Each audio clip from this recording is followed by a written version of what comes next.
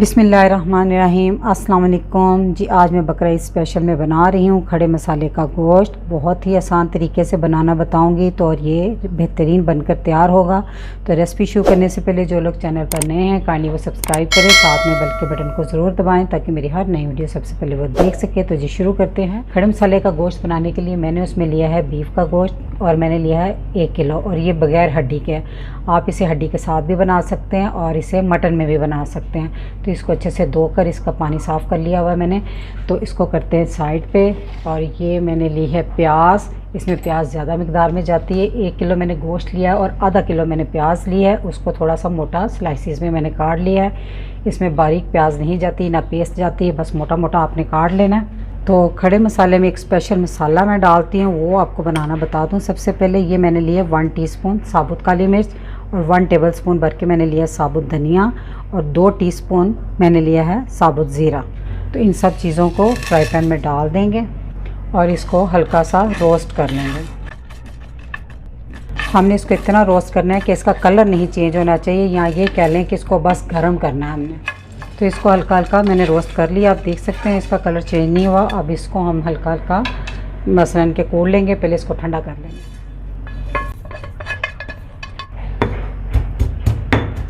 इसको दरदरा सा पीस लें, बहुत फाइन पाउडर नहीं बनाना है इसका।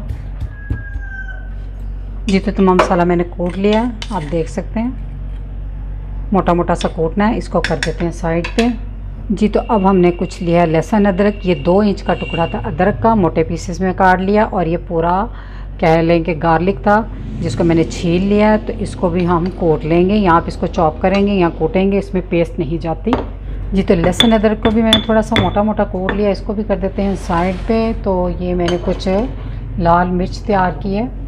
तो जी ये मैंने इस साइज़ की ली थी, आप देख सकते हैं, साबुत लाल मिर्च, ठीक है। 1 इंच से थोड़ी सी बड़ी है, ये वाली ली थी। और तकरीबन मैंने 16 अदद ली है। तो इसमें पिसी हुई और कुटी हुई लाल मिर्च नहीं जाती है, उसको छोटे छोटे टुकड़ों में मैंने काट लिया। तो अब हम कुकिंग करना शुरू करते हैं, बाकी की चीज़ें साथ साथ होंगी। प्रेशर कुकर में मैं डाल दूंगी 1 कप ऑयल। इसमें सबसे पहले जाएंगे कुछ साबुत मसाले। ये है बे लीफ के पत्ते, 2 बड़े साइज़ के थे, उनको टुकड़े कर लिया है। 1 जावित्री का फूल है, 2 टुकड़े दालचीनी के 1-1 इंच के हैं, 2 बड़ी इलायची हैं, बहुत बड़ी वाली नहीं है, 4 अदद लौंग है और 4 अदद ही छोटी इलायची है। 30 सेकेंड इसमें सोटे करेंगे इसको। और साथ ही इसमें डाल देंगे हम प्याज।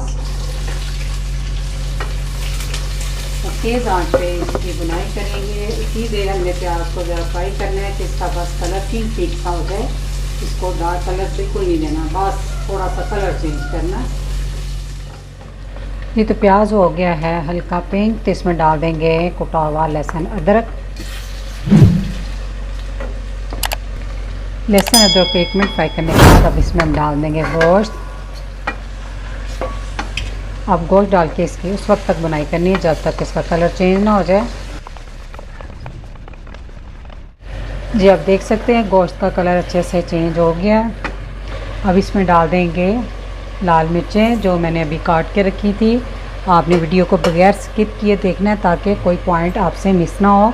और ये 2 टीस्पून नमक है, आप अपने टेस्ट के मुताबिक डाल सकते हैं। और मिर्चों की मिकदार भी आप अपने टेस्ट के मुताबिक कम या ज़्यादा कर सकते हैं। मिर्चें डाल के भी थोड़ी सी मैंने बुनाई कर ली इसकी। तो अब आपने आँच जो है बिल्कुल मध्यम कर देनी है। तो आँच मैंने हल्की कर दी। तो इसमें हम डाल देंगे 1 कप दही फेंटा हुआ। दही को पहले आपने हल्की ही आंच पे अच्छे से मिक्स कर लें, इससे ये होता है कि दही फटता नहीं। अच्छे से मिक्स करने के बाद आंच थोड़ी तेज़ कर दें और दही का पानी थोड़ा सा खुश्क होने दें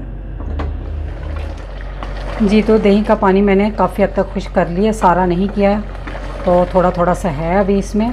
तो इसी में हम डाल देंगे पानी 2 कप। अब इसमें उबाल आने दें। इसमें उबाल आ गया, एक दफ़ा चम्मच से हिला दें। अब हम इसका ढक्कन कर देंगे बंद। इस पर रख देंगे वेट।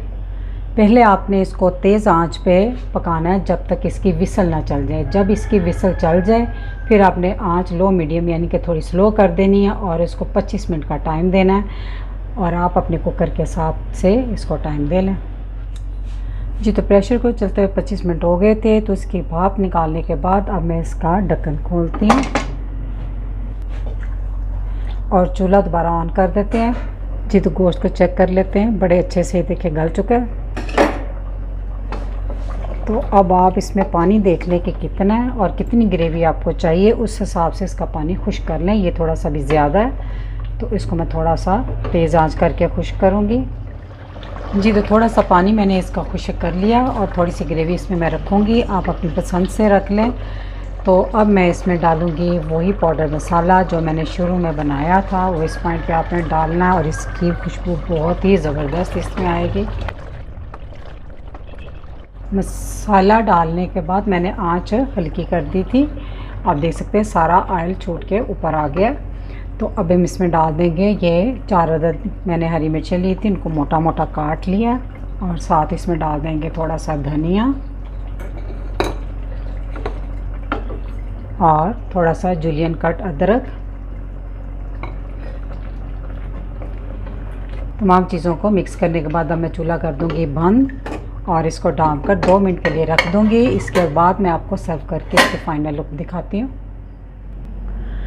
माशाल्लाह से अल्हम्दुलिल्लाह मैंने इसे सर्विंग डिश में निकाल लिया है। आप इसके फाइनल लुक देख सकते हैं, बहुत ही मज़ेदार ये खड़े मसाले का गोश्त यहाँ वाइट बीफ स्टू बनकर तैयार हुआ है। आप इस ईद पर इसको ज़रूर ट्राई कीजिएगा और अपनी फैमिली से दाद वसूल कीजिएगा। तो रेसिपी अच्छी लगी तो मेरी वीडियो को लाइक और फैमिली मेम्बर फ्रेंड के साथ शेयर कीजिएगा। दुआओं में याद रखिएगा। अल्लाह हाफिज़।